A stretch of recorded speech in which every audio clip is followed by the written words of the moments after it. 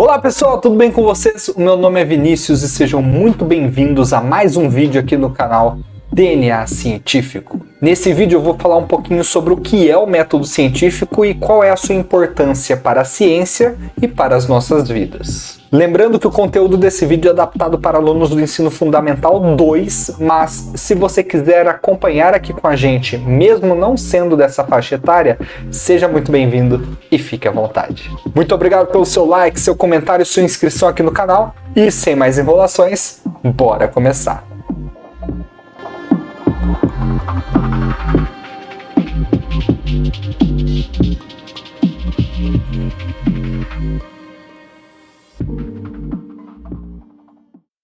Imagine a seguinte situação. Você acabou de sair da escola ou do trabalho e quer chegar logo em sua casa para descansar, relaxar um pouco, distrair a cabeça. Quando chega na sua casa, você resolve que vai ver um pouco de televisão. Só que ao apertar o botão da TV, você percebe que ela não está ligando. A partir disso, você começa a imaginar qual seria a possível explicação para sua televisão não estar funcionando. Será que ela estava fora da tomada? Será que faltou energia elétrica na sua casa? Será que ela pifou de vez? Para entender o que realmente aconteceu, então você resolve fazer pequenos testes. Como, por exemplo, você vai para outros cômodos da sua casa e tenta ligar outros aparelhos eletrônicos. Ao fazer isso, você percebe que outros aparelhos eletrônicos estão ligando perfeitamente. Então, o problema provavelmente não é o fornecimento de energia elétrica. Depois disso, você volta para a televisão para ver se então a tomada dela estava conectada. E você percebe que não estava. Para testar se esse era o problema ou não, você coloca ela na tomada e tenta ligá-la novamente. E depois que você fez isso, você percebe que a televisão finalmente ligou, o que nos permite concluir que a televisão não estava funcionando porque não estava conectada à tomada. Perceba que para resolver esse problema da televisão, você teve que seguir uma sequência de passos que fizesse sentido até você chegar na explicação final. Então, primeiro você percebeu qual era o problema, que a televisão não estava ligando. Depois você pensou no que estaria causando esse problema, se ela não estava conectada à tomada, se faltou energia elétrica na sua casa ou se ela estragou de vez. Após fazer isso, você testou todas essas possibilidades para ver qual se encaixava melhor com o problema que você estava tendo.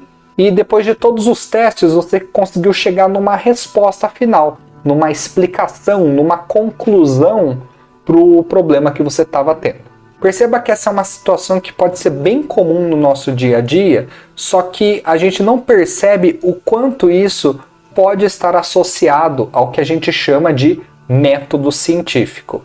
Aliás, para resolver esse tipo de problema, a gente usa o método científico sem perceber. Mas o que seria o método científico? Bom, de maneira simples e resumida, podemos dizer que seria uma forma de você organizar os seus estudos dentro da ciência de uma maneira que faça sentido e que te permita conseguir os melhores resultados possíveis. E conseguindo os melhores resultados possíveis, as explicações mais confiáveis, você acaba produzindo um conhecimento científico.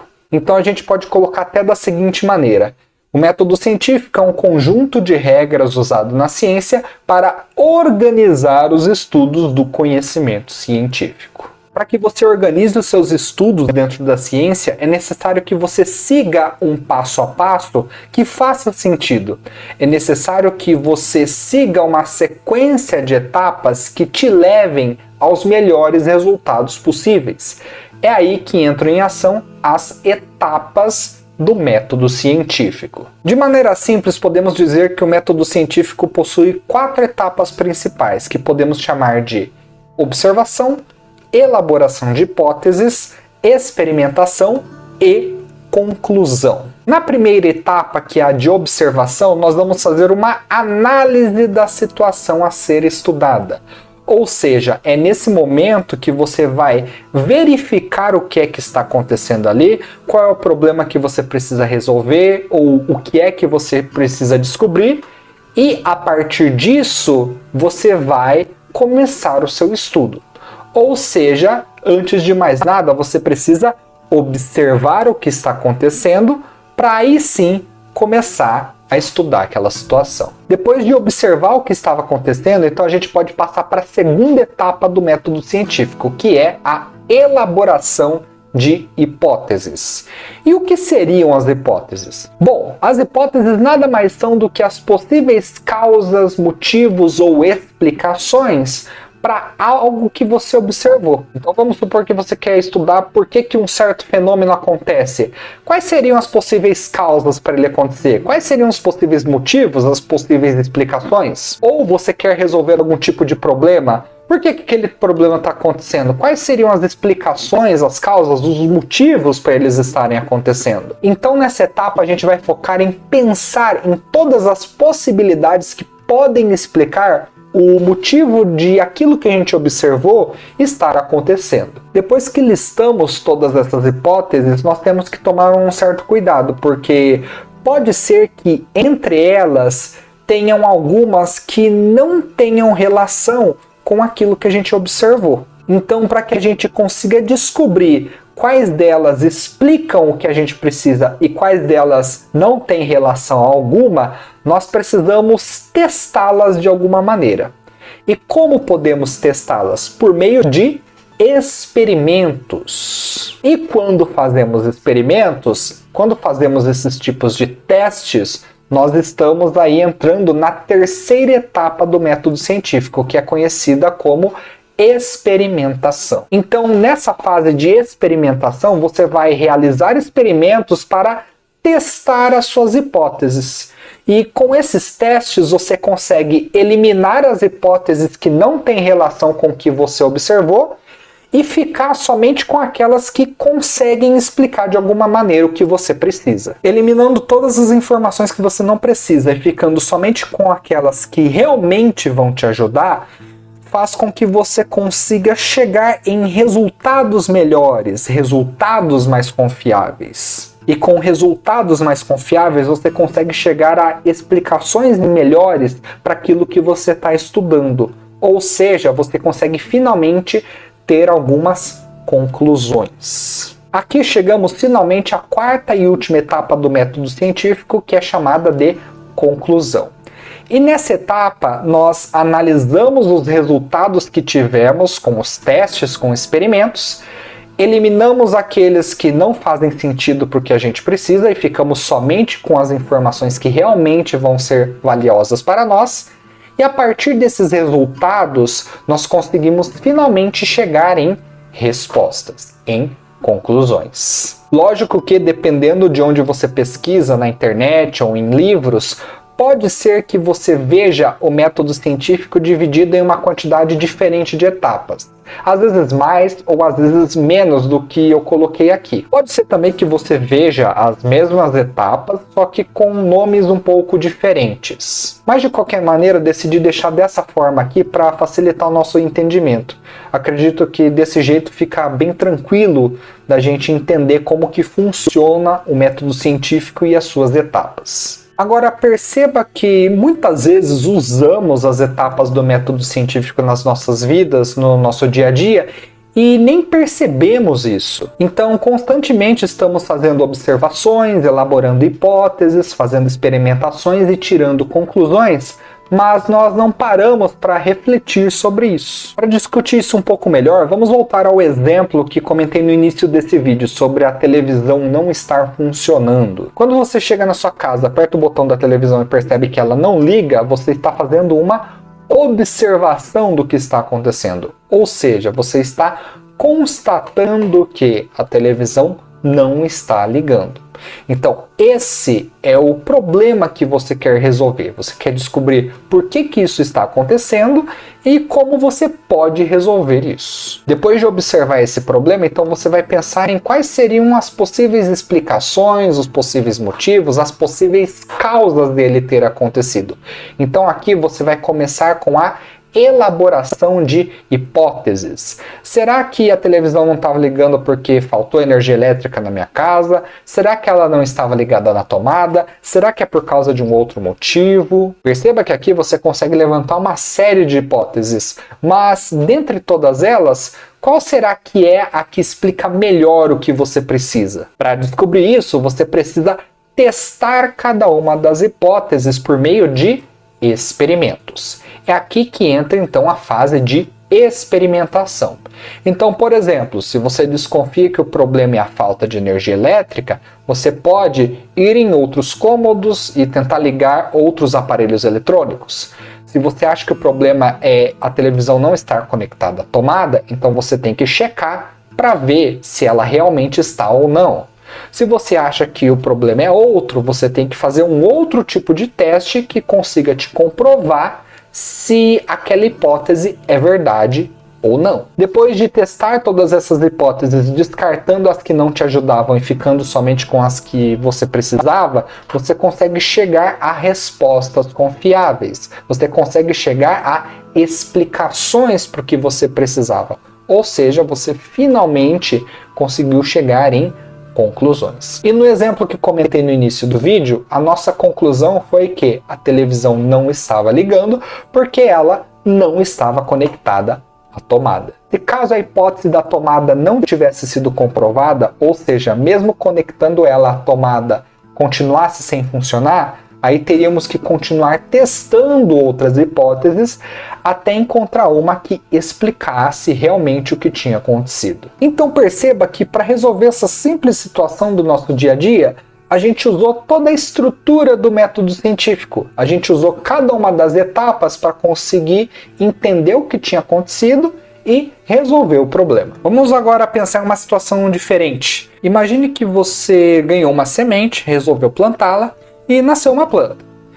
Aí você começou a cuidar dessa planta, só que os dias vão passando e você percebe que ela não cresce. Seguindo a lógica do método científico, a primeira coisa que você vai fazer é observar o que está acontecendo, constatar qual é o problema que precisa ser resolvido ou qual é o tipo de situação que você precisa estudar e entender. Então, antes de mais nada, a gente faz uma observação. E nesse caso, a nossa observação nos mostrou que a nossa planta não está crescendo. Depois de observar a situação e constatar o que estava acontecendo, você vai começar a pensar em quais seriam os possíveis motivos, as possíveis causas, as possíveis explicações para sua planta não crescer. Ou seja, você vai fazer a elaboração de hipóteses. Então, nesse caso, será que a planta não está crescendo por causa da quantidade de luz que está recebendo, por causa da quantidade de água que você está colocando, ou por causa da temperatura do ambiente, do solo em que ela foi colocada, do vaso em que ela está? Ou será que ainda pode ser por algum outro motivo? Bom, para descobrir qual ou quais dessas hipóteses explicam o que a gente quer descobrir, nós precisamos montar experimentos para testá-las. É aí que a gente vai entrar na fase de experimentação. Vamos testar primeiro o nível de incidência de luz. E para isso podemos fazer da seguinte maneira. Você pode pegar 3 mudas dessa mesma planta e colocá-las em condições bem parecidas. Em vasos do mesmo tamanho, com o mesmo tipo de solo, recebendo a mesma quantidade de água e com a mesma temperatura no ambiente. Só que a única diferença entre elas vai ser a quantidade de luz solar que cada uma recebe. Então uma você deixa a todo momento exposta ao sol, a outra você deixa a todo momento na sombra e a última você pode alternar, deixar um pouco no sol e um pouco na sombra. Feito isso, você vai esperar por alguns dias e observar o que acontece com as plantas. Depois que os dias de espera terminarem, você vai analisar se há grandes diferenças entre o crescimento de cada uma dessas plantas ou se não, caso o tamanho delas seja basicamente o mesmo. Caso essas plantas tenham no final tamanhos muito diferentes uma em relação à outra, isso provavelmente quer dizer que a quantidade de luz solar que elas recebem influenciou no crescimento delas. Ou seja, Muito provavelmente essa é a hipótese que explica o porquê a nossa planta lá no início não estava crescendo. Mas vamos supor que no final desse experimento você percebeu que o tamanho das plantas não mudou. Nesse caso, duas coisas podem ter acontecido. Ou você não deixou o experimento acontecendo por tempo suficiente para que as plantas tivessem diferenças em seus crescimentos, ou essa não é a hipótese que explica o motivo da planta não ter crescido.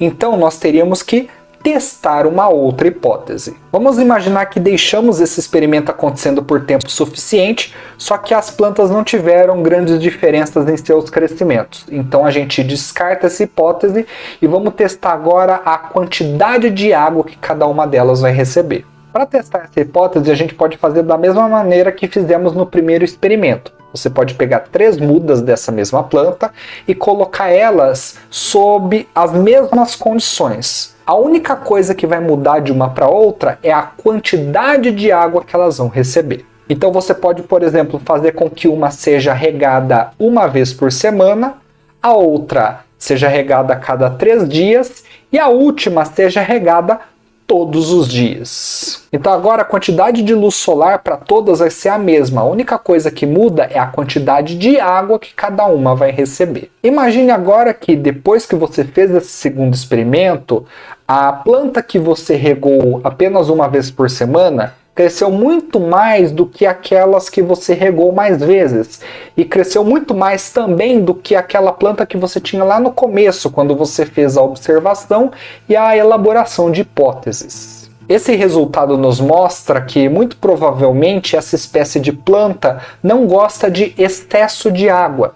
Então, caso você coloque uma quantidade de água muito maior do que ela precisa, isso pode atrapalhar no crescimento dela. Então, muito provavelmente, a sua planta lá no início do problema não estava crescendo porque talvez você estivesse colocando mais água do que deveria, o que impediu ela de crescer. Com esses experimentos, nós conseguimos filtrar as nossas hipóteses e finalmente chegar em uma resposta que faz sentido, em uma conclusão confiável. Caso esse segundo experimento também não tivesse dado diferença entre as plantas, aí nós poderíamos estar fazendo outros testes até que conseguíssemos encontrar a melhor hipótese para explicar o problema que a gente observou. De acordo com os resultados dos nossos experimentos e as nossas interpretações, enfim conseguimos encontrar respostas. E no nosso caso aqui, a conclusão que chegamos foi a seguinte: a planta não estava crescendo porque a quantidade de água estava incorreta. Então, muito provavelmente, a nossa planta lá do início não estava crescendo porque talvez estávamos colocando mais água do que ela precisava. E por ser uma espécie que não gosta de excesso de água, isso provavelmente atrapalhou no crescimento dela. Analisando esses exemplos, essas situações, perceba que para resolver diversos tipos de problema do nosso dia a dia, a gente acaba usando o método científico sem perceber. Isso mostra como o método científico é muito importante para as nossas vidas, seja para descobrirmos coisas novas, resolvermos problemas ou ainda encontrarmos respostas. Então comece a reparar o quanto você usa das etapas do método científico no seu cotidiano e como ele é importante para as nossas vidas. Você vai se surpreender. Enfim, pessoal, por esse vídeo é isso. Espero que esse vídeo te ajude de alguma forma. Muito obrigado pelos likes, comentários e inscrições aqui no canal.